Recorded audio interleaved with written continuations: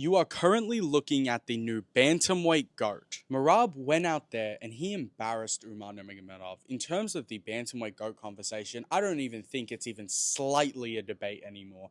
It's Merab dvalishvili. And what's so interesting to me is that Merab went out and he did it the exact same way that he did to O'Malley, they did to Peter Yan. He did the exact same way, and I think that's what just makes it so much better. You know exactly what he's going to do, yet you are powerless to stop it. Now, I know that it's not breaking news that Merab is a cardio demon. I feel like anybody that's ever seen a fight of his knows that, but it's still so surprising every time you see it. Merab shot 30 takedowns in this fight.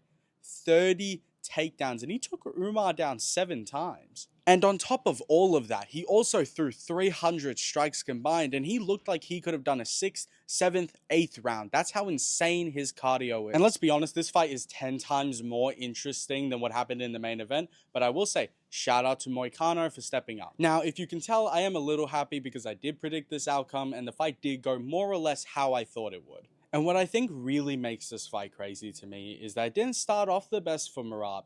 Umar came out just being a little bit more active. The first 2 rounds, significant strikes are the exact same. It's a little crazy to me. But Merab, even early on, he was showing that the wrestling was not an issue for him. He was neutralizing almost all of Umar's takedowns, and I think that created a level of hesitancy when Merab started shooting of his own. Now, what's a little puzzling to me is that it seemed like Umar went with a very body kick heavy strategy, which is fine if you want to do that. I assume they wanted to replicate the success of Sean O'Malley and what he did against Merab.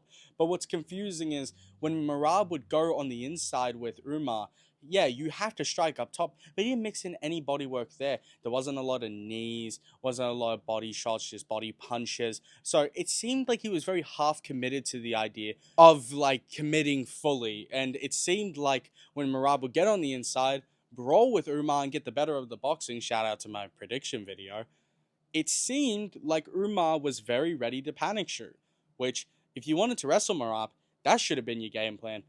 But did you want to strike with him? I'm not sure about that. But defensively, I just want to open up by saying shout out to Merab's takedown defense.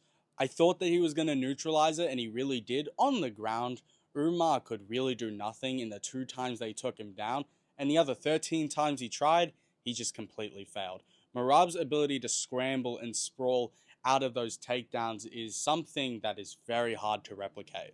But to say this, to get back to what Umar did in this fight, because he didn't do atrocious, right? He definitely put in some good work in the early rounds. He was able to scramble out of so many of Merab's takedowns, no matter how far he got the leg up, no matter how long it took for him to react to the entry. He was able to do a lot, right, to stop Merab from effectively wrestling him. When thinking this fight through, it's not one thing that really stopped Umar. It wasn't just the boxing. It wasn't just the wrestling. It was really just Merab intertwining them at such a high pace that really bring Umar down. And I thought he didn't have a great gas tank. And this fight in a lot of ways vindicated that. He was good through the first 3, but the last 2, it was just getting really bad for him. And I mean, in those later rounds, it really did get bad. Merab started developing a signature combo where he'd lift Umar's lead leg up and then throw an overhand right. He did that about like 7 or 8 times, and every single time it landed. As for the scoring of this fight, I think round 1 is pretty much a coin flip. I think round 2 is pretty clearly Umar, and rounds 3 through 5 is all Merab. Merab had me a little worried going into the 5th because he was a little inactive to start the round off, but then he rocked Umar, took him down multiple times. It was a pretty clear-cut round. But I still think there's a lot of good to take away from this fight for Umar. I mean, I think he beats basically everyone in the division besides Merab and Piotr Yan just because his striking is so good and he's as elite, if not more elite, defensive wrestling-wise than Merab. Realistically, if I had to point towards what Umar should improve, it's just his overall striking. He was able to get pieced up at too many times by Merab, and his striking is nowhere near elite enough to get Merab out in the early rounds.